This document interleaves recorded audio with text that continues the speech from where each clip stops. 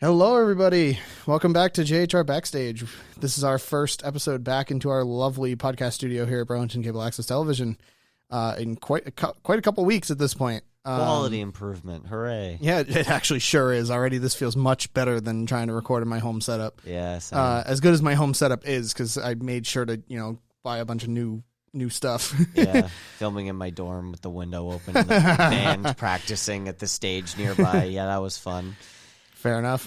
Well, we're back here now, thankfully. Yeah. And for today's episode, I had a topic on my way driving here that I have since forgotten. Oh, yes, now I remember. The wonderful world of performing live on stage. Oh, my God. Thank God. Here we go. Have you ever performed anything live on stage? Oh, yeah. Whether it be music or I know you were in some plays. Yes. So I was. Oh, boy. What have I done? So I was in an improv show in high school. I was in a play in college called She Kills Monsters. That was great. Thank you. I loved it very much. For anyone who's curious who knows that play, I played Steve. And I've done for on stage specifically, my experience is somewhat limited. I would love to have more experiences on stage though, because I feel right at home when I'm up there. So yes, I would love more. I'm sure I did one more thing, but I can't remember. I performed quite a bit of music live on stage, and the reason that I thought this was an appropriate topic for at the moment is because I have been itching lately to do it again. Yeah, because it's been a couple of years since my last time. The last time performing any music live on stage was probably junior or senior year. Now, which for context, that was 4 years ago. About 4 or 5 years ago. Yeah.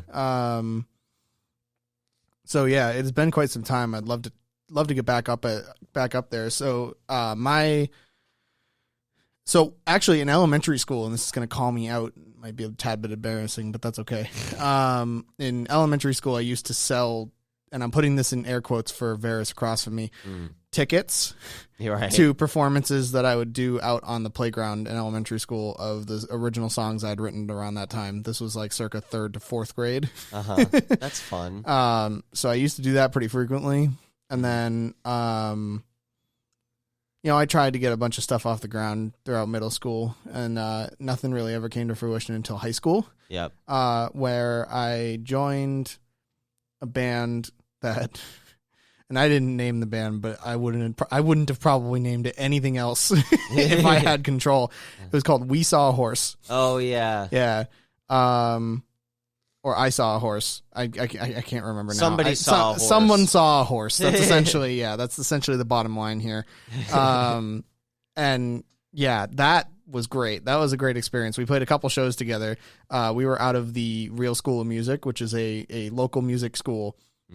In the Massachusetts area, more specifically the Eastern Massachusetts area. I took drum lessons there. I've done a lot of lessons there, and I've performed through them quite a bit. And on a very side note, I just met the owner of the Real School of Music. Oh, really? And he is a very fun dude. I like him quite a bit. I think I've met him. I just sold him Lego sets. Oh, there you go. Yeah.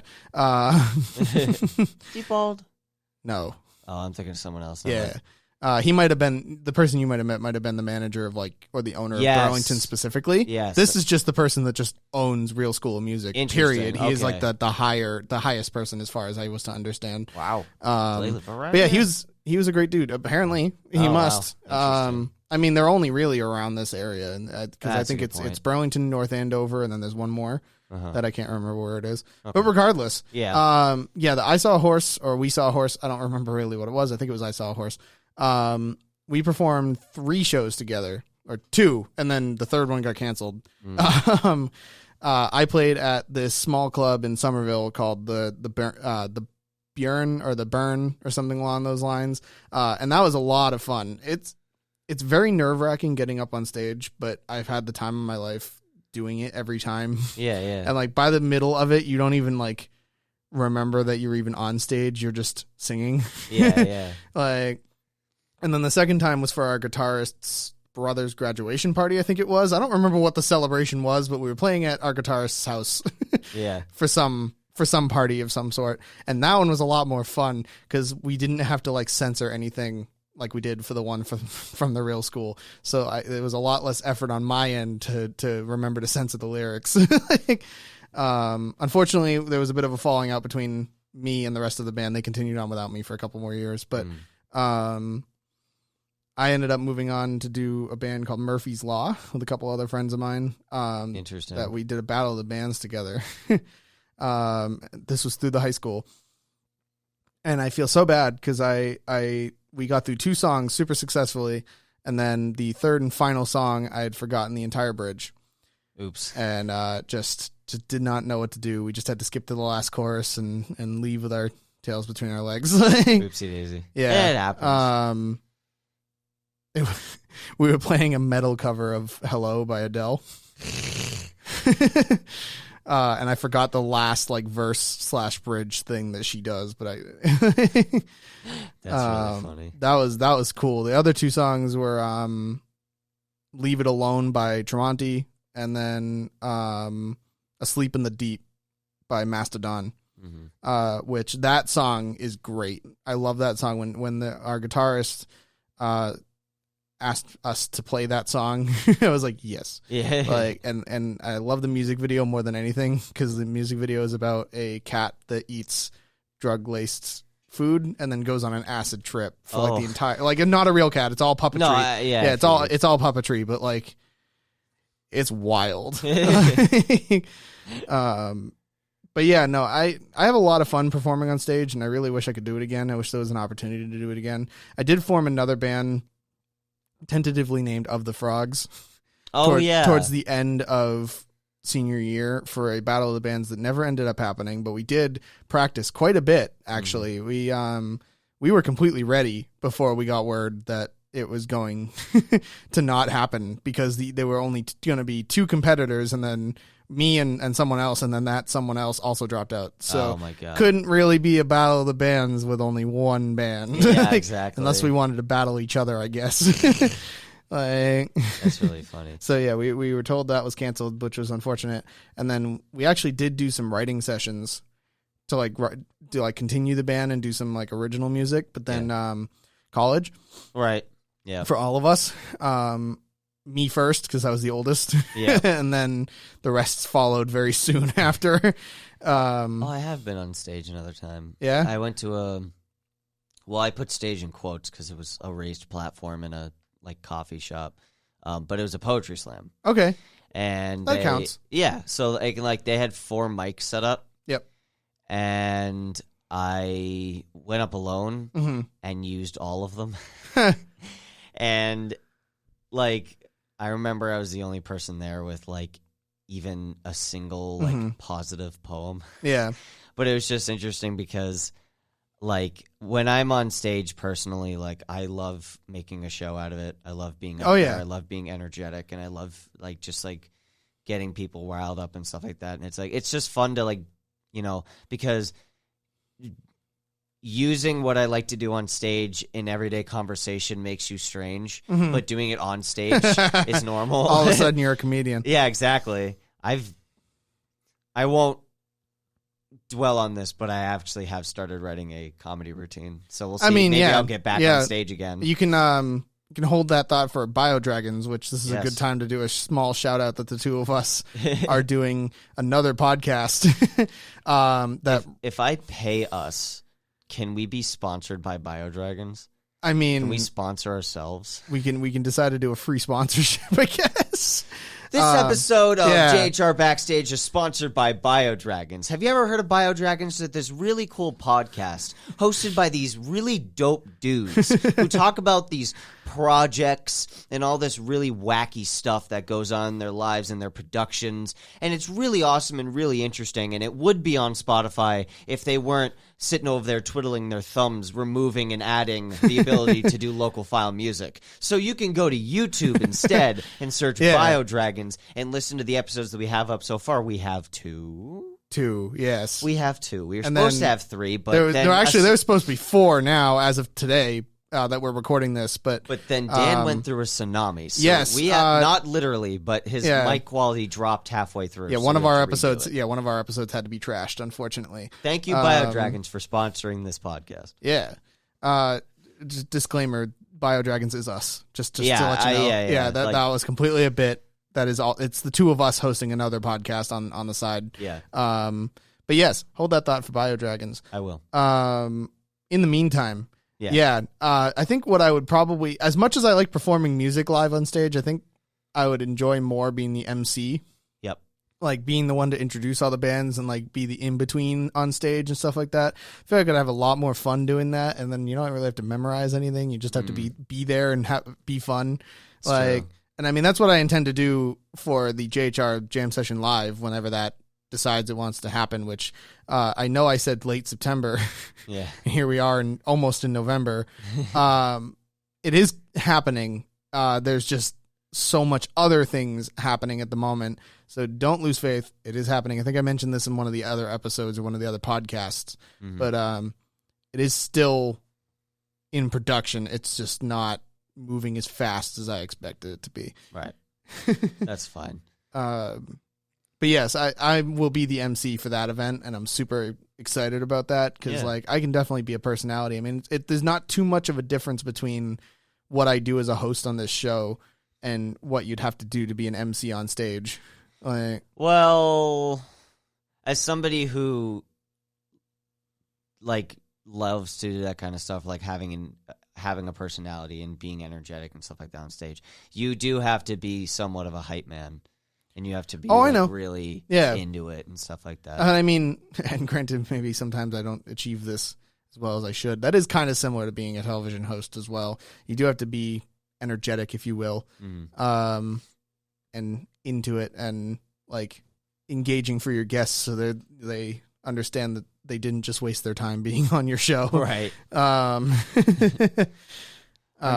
mean, in other news too, other related news, I got a new phone recently, so the album I was working on, I have to pause.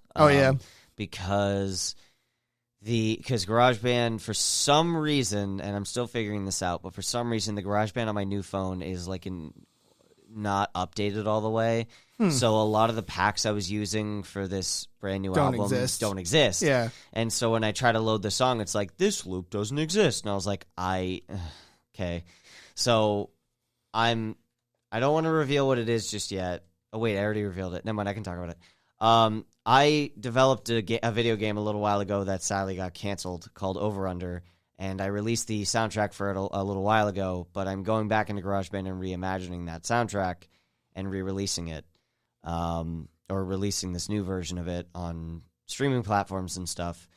But we hit quite the hiccup with me getting a new phone. So I'm hoping that I'm going to log into GarageBand one of these days and it's going to be like, hey, I'm updated. And I'll be like, sick. Can I finish now? Did you have to trade in your old phone? No. So I could do it on my old phone, but I don't live at home right now, and that's where my phone is. So my old phone, that is. Yeah. So I can't. Maybe next time you swing by, that might be the smartest move because then everything's already where it should be. Yeah, I know. It would just be easier if I continue working on my old phone and then it updates on my new phone, then I'd have to transfer them again. Yeah, so that's fair. kind of why I'm waiting for the new phone just to catch up to speed. I'm sure it will soon, but eventually, hopefully. Yeah. Whenever the next update for GarageBand is, I'm sure it'll fix itself. But yeah, that's fun. So my album is currently on pause, I went back through my album history and realized that all of my song releases are so close to each together, other. yeah. And I was like, I've been making music for a long time, but releasing them, I've only started really formally releasing them since 2018. And it's just weird to go back and see that it's 2018, 2019, 2019, 2019, 2020, 2020, 2020, 2020, 2021, 2021. I'm like, oh my God, I don't have a life. Jesus. No, you have the life of a musician. Yeah, that's true. I have the life of many different content creators. Animator, artist, musician. I guess I could use That's- artist, that's and that the- means both things. That's the purpose of BioDragon. Yeah, is to explain all those other facets. Yeah, it's true. If all of the projects that I had planned with everybody that I've ever started working on projects with, music-wise, just Yeah. music-wise, Yeah.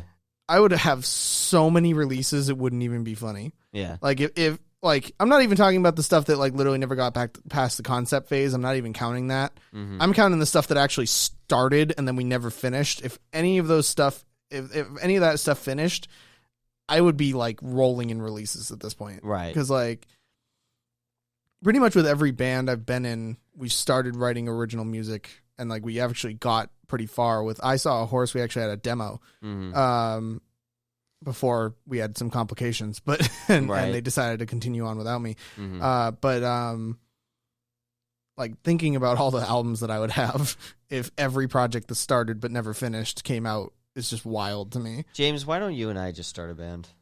I mean, we tried to, Oh yeah, we did. and then life got in the way. me, I'm not great at. Well, I'm actually pretty good at time commitment, but I don't have a lot more time to commit. Right. That's I think the biggest problem. That's true. Although we could maybe, after Dan and I are done prepping some stuff for our YouTube channel, we can maybe turn Sundays into stuff for that. Yeah. I might change the name that we had. I'm down for that. Yeah. It's whatever. How do you feel about Found If Missing? That's just, I don't know That'd why. be kind of fun as an album title more Yeah. than It just more than came a into band my name. head.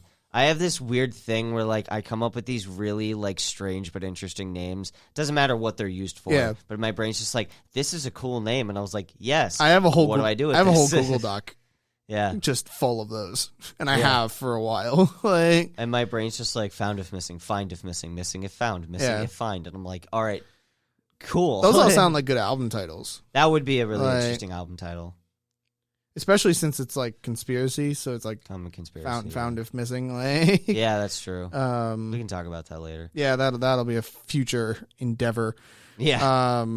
Because after The View from Here inevitably comes out, I think I need to take like a little bit of time off from music, just Yeah, I need 'cause to take time off after these next Over-Under. 3 months of production on like James Does Rock here, and then BioDragons and a couple of other projects that are in various stages at this moment Mhm. is going to be pretty much all my time for the next couple of months. Right, yeah.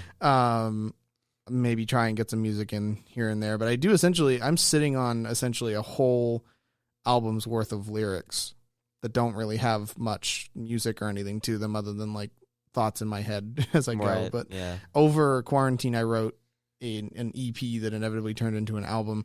The EP was originally called Oxygen Not Included. Mm-hmm. And then when I changed into an album, it is currently going under the working title Closure in the Form of a Love Letter, Mm-hmm. which again is one of those like ones that I just randomly thought of. And it's like, well, what do I do with this? Like, Yeah, what do I use this for? Like, Uh-huh.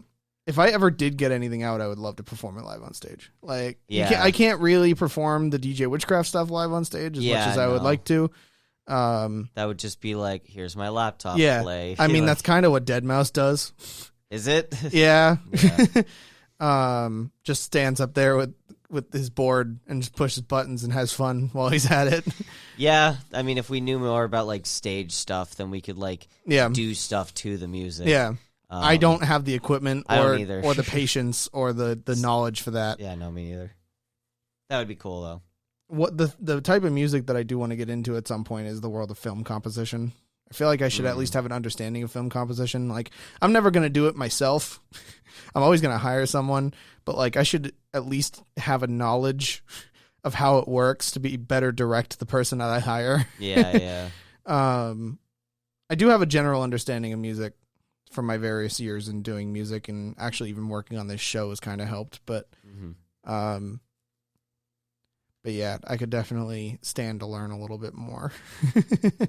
That's something that I always try to do. Is I always try to learn a little bit of everything, just because if I know of all these different tasks and jobs, and I've worn all the different hats, then I know what goes into it. Yeah. And like I'll be able to talk to them a little bit better and just be like, hey, like I know Yeah, this, I know yeah. that, and all that. So, the experience that it is good to gain experience in different areas, because then you can actually talk to the people that you hire and know what you're talking about, so that when they say like, hey, how many are we animating on 2s, 3s, or 4s? And like all of them. Yeah, and it's like the answer is yes, Todd. No, but it's like that's the thing, is it's like I know what that means, so it's just one of those things where it's like, oh, we're doing 3s or something. But that's the thing, is that you want to know what you're talking about. Yep. And that's the thing. I've always wanted to do a tour. That would be fun. I want to do a full road tour. I don't even care if I'm like a performer, even if I'm like a manager or producer, just on tour with the artist. Like, I would love to do a show tour, not music based. Oh yeah. No, I know what you mean. Yeah. Yeah. I'd love to do like a show. Yeah. So I mean, I don't like getting the thing though with like doing whether it's music based or not, doing a tour is a lot. Oh, I know. Like, I'm more than well aware. Yeah. It is exhausting. Yeah. And it will drain the ever living crud out of you. Yeah. And so it's just one of those things. And this is why I need to get that like 14-seater car that I saw. Like there was like a 14-seater van that was basically just a bus that I saw at the mall the other day. I pointed at it. I was like, I'm going to buy one of those. And one of our other friends looked at me and said, why? And I went, why not? You fit so many people inside of it. This bad boy can fit so many people inside of it. Yeah, exactly. But yeah, that's.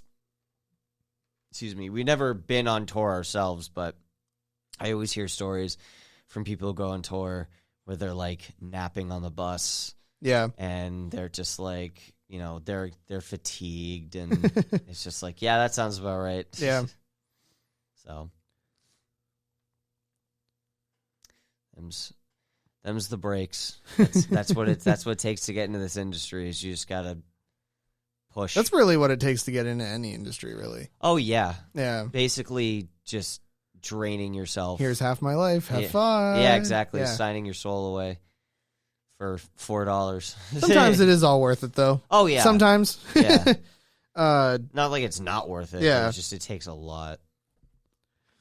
But yeah, I especially even like it takes a lot to even make an album from everything that I've ever like experienced in it. Like, because like we obviously like ours count as albums, but like I mean like involving a couple of people, like full on recording every instrument kind of thing. Because like I recorded one song with the people I was working with at the time, like that they did the instruments for me, and then I did the vocals, and that one song, without like much lollygagging or anything like that, took us like 3 hours to fully do everything that needed to be done. That makes sense. For one like 3-minute song. Well, yeah, 3 hours for a 3-minute song is impressive to me. Yeah. I mean, it definitely helped that the producer I was working with like knew his way around the equipment like super well. Yeah. Like,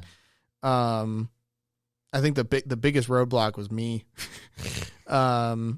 re-recording vocals a million times because I needed to get the melody right. Right, yeah. I mean, it's hard. Yeah.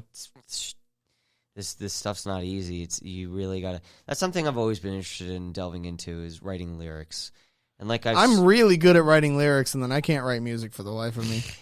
I'm good at putting words together and figuring things out, but it's one of those things where like I really wanted to get into writing lyrics and actually producing a song that has lyrics in it, because I just like I want to make a song that has my own lyrics in it and my own voice singing in it, but it's just I'm in the same boat as you. I don't know how to like authentically make music. Yeah.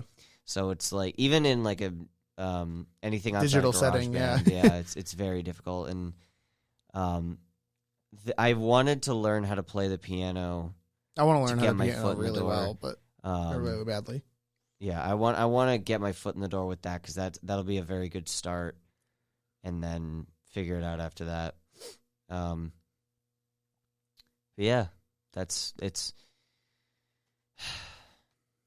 any liberal arts area job is difficult, ladies and gentlemen. You got to have the patience and the drive for it, which I certainly do, and you do too, and you do too.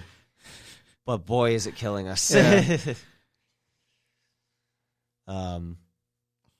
But we love it. I do love it. Yeah.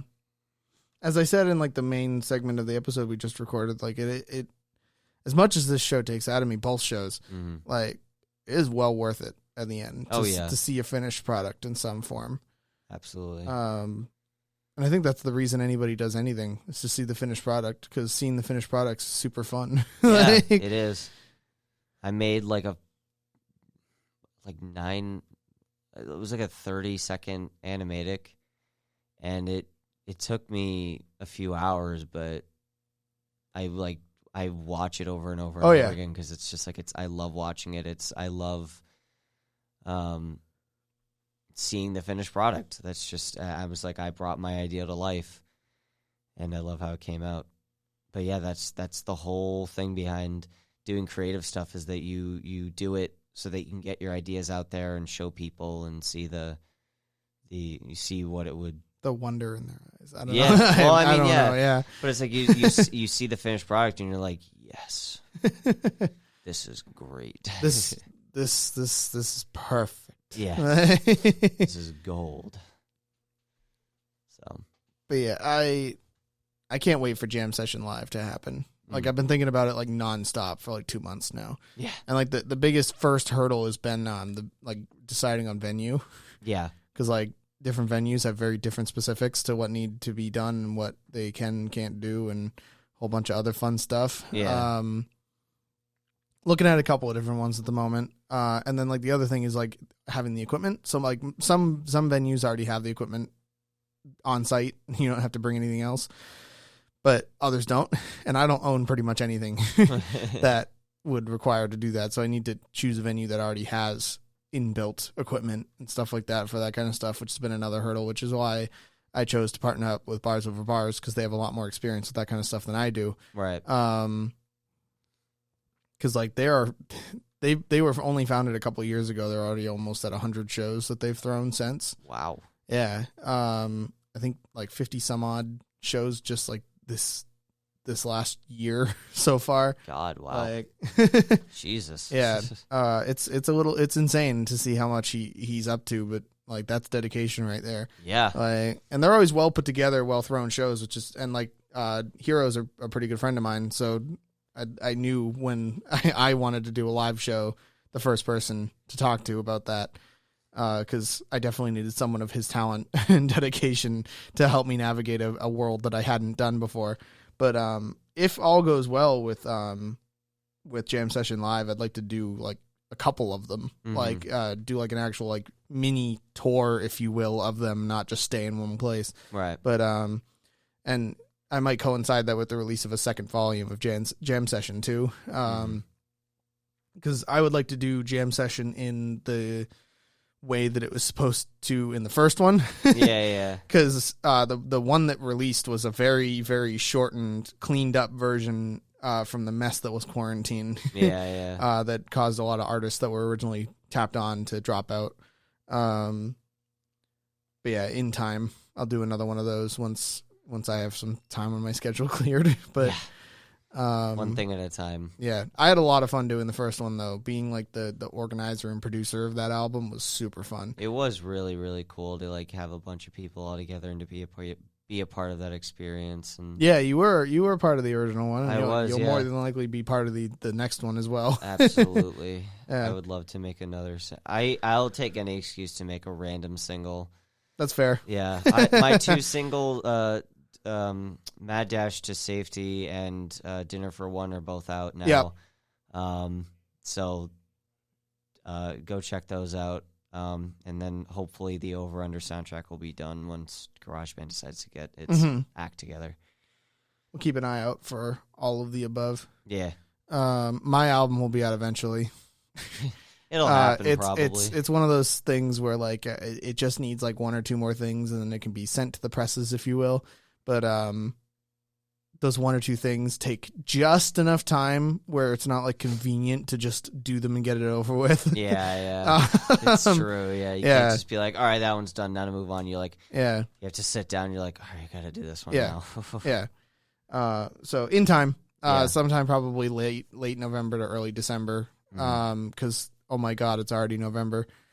Oh my God, it is. Because two more October weeks. as we're filming this. 2 more weeks, and it's November from the time that we're filming this, which apparently 2021 happened and no one told me. Life has been happening unconsensually to all of us. Yeah. It's not fun. But regardless, that's about time. So it sure is. We will see all of you guys in next week's episode. Thank you guys so much for listening. Take a look at the newest JHR main show episode that just came out alongside this podcast. And thank you. Bye. See you guys.